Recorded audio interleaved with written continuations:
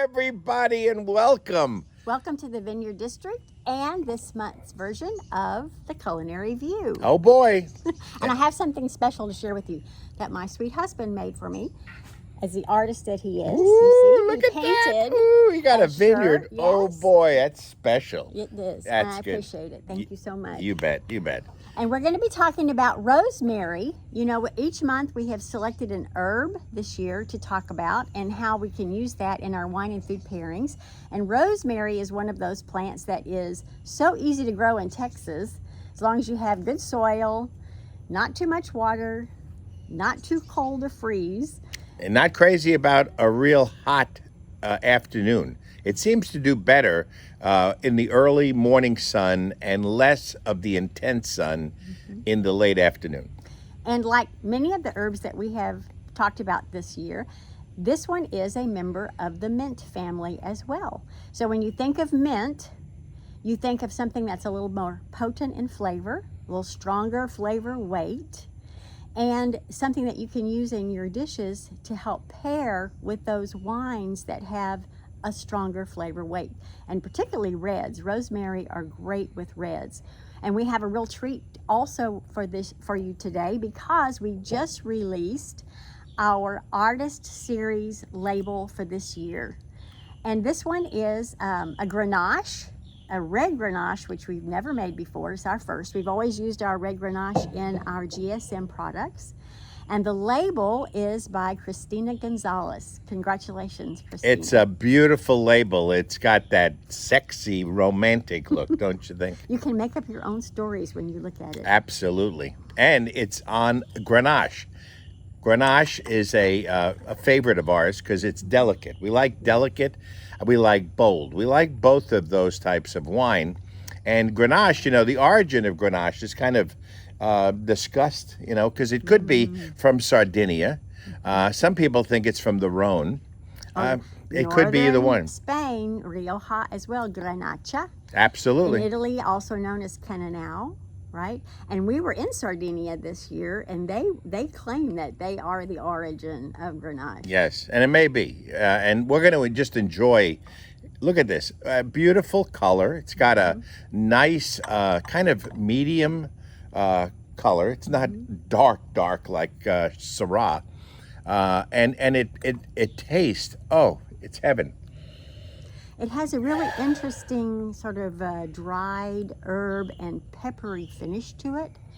Maybe even a roasted pepper finish to it. It is one of those wines that goes really well with some foods that have a little higher acidity to them. We actually served this at the debut with a tomato provençal, which was perfect. Tomatoes, pasta sauces, it really go well with this. It has a hint of strawberry. You know, it's really got that nice kind of fruit flavor. It's very fruity. And so I think the wine is just super for more light kind of meals, which is good because you have to have diversity. That's important. And it's actually a great vegan wine as well, because it's lighter and because it can handle some of the more acidic vegetables, it goes really well. You know, people ask us all the time, is wine vegan? Of course it's vegan, of course. And then the other thing that people ask is gluten-free. It's gluten-free. No, we don't put bread and other stuff in the wine. You can have that if you want on the side. But yes, it's gluten-free and it's vegan. Okay. Messina Hof is vegan. Absolutely. There may be others that are not, but Messina Hof You is. never know what they do with that stuff. All right, here's the next one. It's Sangiovese Italiano. You know, this is the noble grape of Chianti, but it's really a noble grape of Texas because Texas has a very long growing season. Grenache and Sangiovese need a long growing season. They like sunlight. They like heat. And boy, do we have that. So our Sangiovese is much darker than most Tuscan Chiantis because we get more sunlight than they even get. So, and then you smell this. I mean, being Italian, Sangiovese was something that we grew up on because in my Bonarigo family, we drank a lot of Tuscan-style, Chianti-style wines. and so I grew up on Sangiovese. And you can pick up those raspberries, a lot of that brighter fruit in the Sangiovese, some cherry kind of characters. And I think that's one of the reasons that rosemary goes so well in the dishes that you might pair to make the wine sing, because it has a brightness about it, almost a lemon kind of piney flavor to it, hint of menthol-y from the mint characteristic, but that also helps to bring out that fruit characteristic in the red wines. Now, there's fresh rosemary and dried rosemary. Yes.